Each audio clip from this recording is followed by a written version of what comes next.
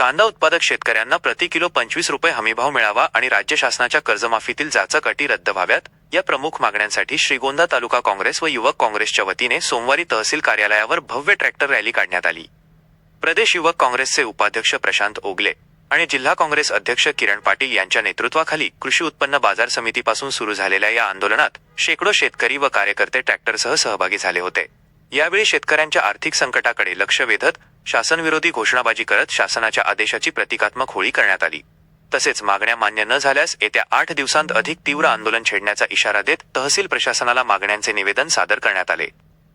आज श्रीगोंदा तालुका काँग्रेस कमिटीच्या वतीने व श्रीगोंदा तालुका युवक काँग्रेसच्या वतीने आज कांद्याला हमीभाव मिळावा व कमीत कमी प्रति किलो 25 रुपये भाव या केंद्र शासनाने मंजूर करावा असं निवेदन आज या ठिकाणी श्रीगोंदा तालुक्याचे तहसीलदार सचिन डोंगरे साहेब यांना आज या ठिकाणी देण्यात आलं। श्रीगोंदा कृषी उत्पन्न बाजार समितीपासून अनेक शेतकरी या आंदोलनामध्ये सहभागी झाले होते। आंदोलन कृषी उत्पन्न बाजार समितीपासून सुरुवात झाली आणि काळकाई चौका मार्फत पेठेमधून तहसील कार्यालयामध्ये ट्रॅक्टरची रॅली आम्ही आज या सरकारच्या निषेधार्थ या ठिकाणी घेऊन आलो।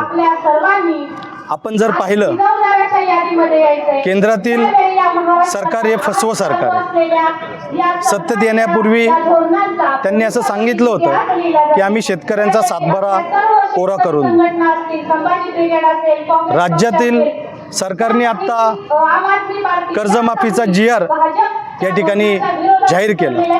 आपण जर सर्वांनी तो GR वाचला तर ती कर्जमाफी अतिशय फसवी कर्जमाफी, अनेक अटी शर्ती त्या GR मध्ये या शासनाने टाकलेल्या। त्या GR मध्ये जे मागील कर्ज जे महाविकास आघाडी सरकारमध्ये जे कर्ज मंजूर झालं होतं सरसकट, त्या कर्जाचा जर लाभ घेतला असेल तर येणाऱ्या कर्जमाफीमध्ये त्या शेतकऱ्यांना कर्ज मिळणार नाही। 25,000 पगार ज्या व्यक्तीला असेल त्याला कर्ज मिळणार नाही। अशा अनेक प्रकारच्या अटी शर्ती या शासनाने त्या GR मध्ये टाकलेल्या आहेत। जर आपल्याला सातबारा कोराच करायचा होता तर ही खोटी फसवणूक आपण शेतकऱ्यांची करून एका प्रकारे शेतकऱ्यांचं नुकसानच करताय। आपण जर पाहिलं तर आज 2014च्या आधी आपला भारत देश हा देशामध्ये 1 नंबरचा देश होता कांदा ट्रान्सपोर्टमध्ये, निर्यातीमध्ये। आणि तीच परिस्थिती आज 2026 मध्ये जर पाहिली तर आपला देश फक्त 3 देशांना कांदा निर्यात करतो, मलेशिया, श्रीलंका आणि दुबई। या 3च देशांना कांदा निर्यात होते। मग कधीपर्यंत हे सरकार या शेतकऱ्यांची इतका जीव पिळणार आहे? मी आज तहसीलदारांना निवेदन दिलं, आपल्या माध्यमातून सांगतो की आज सोमवार 8 तारीख, पुढच्या सोमवारी मी तहसीलदारांना विनंती केली की आपण या निवेदनाची दखल आपल्या वरिष्ठ अधिकाऱ्यांना पाठवाव्यात। जर आमच्या निवेदनाची दखल जर घेतली गेली नाही तर येणाऱ्या सोमवारी आम्ही तहसील कार्यालय उघडून देणार नाही। याची दखल तहसीलदारांनी घ्यावी, श्रीगोंद्यातील पोलीस प्रशासनाने घ्यावी। कुठले गुन्हे टाकायचे ते आमच्या पक्षावरती, आमच्या पदाधिकाऱ्यांवरती, स्वतः माझ्यावरती कुठल्याही प्रकारचे गुन्हे टाकले तरी आम्ही तयार आहोत। परंतु आपल्या माध्यमातून परत एकदा सांगतो, जर सोमवारपर्यंत आमच्या निवेदनाची दखल घेतली नाही तर हे कार्यालय आम्ही उघडून देणार नाही। आपण काँग्रेसचे प्रदेश उपाध्यक्ष आज श्रीगोंद्यामध्ये केलं, भविष्यात राज्यामध्ये असे आंदोलन या मागणीसाठी होणार। आपण जर पाहत असाल तर महाराष्ट्र काँग्रेस कमिटीच्या वतीने आमच्या महाराष्ट्र काँग्रेस कमिटीचे प्रांताध्यक्ष हर्षवर्धन सपकाळ साहेब यांच्या नेतृत्वाखाली महाविकास आघाडीचं आदरणीय रोहितदादा पवार असतील यांच्या नेतृत्वाखाली संपूर्ण महाराष्ट्रामध्ये हे आंदोलन चालू आहे। येणाऱ्या काळामध्ये आमची संपूर्ण महाराष्ट्र प्रदेश युवक काँग्रेसची टीम संपूर्ण जिल्ह्यामध्ये संपूर्ण तालुक्यामध्ये अशा प्रकारचं आंदोलन येणाऱ्या काळामध्ये करणार आहे आणि करतही आहे।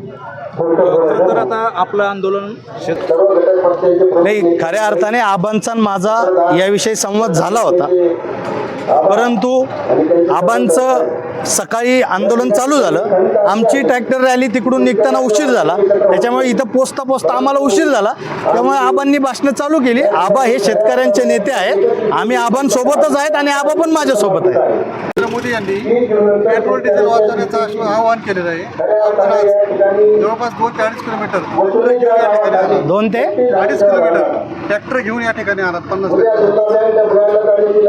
नाही, तुमचं म्हणणं बरोबर आहे, पण जर मी एकटा चालत आलो असतो तर शेतकऱ्यांना कळलं नसतं आणि या शासनामध्ये असलेल्या राज्य शासनालाही कळलं नसतं। कुठलंही आंदोलन करताना ते मोठ्या स्वरूपाचं करावं लागतं आणि हे सगळे शेतकरी आहेत, जे ट्रॅक्टर घेऊन आलेले आहेत हे शेतकऱ्यांना मी आवाहन केलेलं आहे, हे स्वतःच्या मर्जीने या ठिकाणी आलेले आणि पेट्रोलच्या रांगा वगैरे लागतात, या गोष्टी सगळ्या ह्या अफवा आहेत। पहिली गोष्ट म्हणजे आता काय परत ताट वाजवायची वेळ आपल्यावरती येते का? मागच्या काळामध्ये गॅस सिलेंडरच्या लाईनी लागत होत्या, आता पेट्रोलच्या लाईनी लागतील।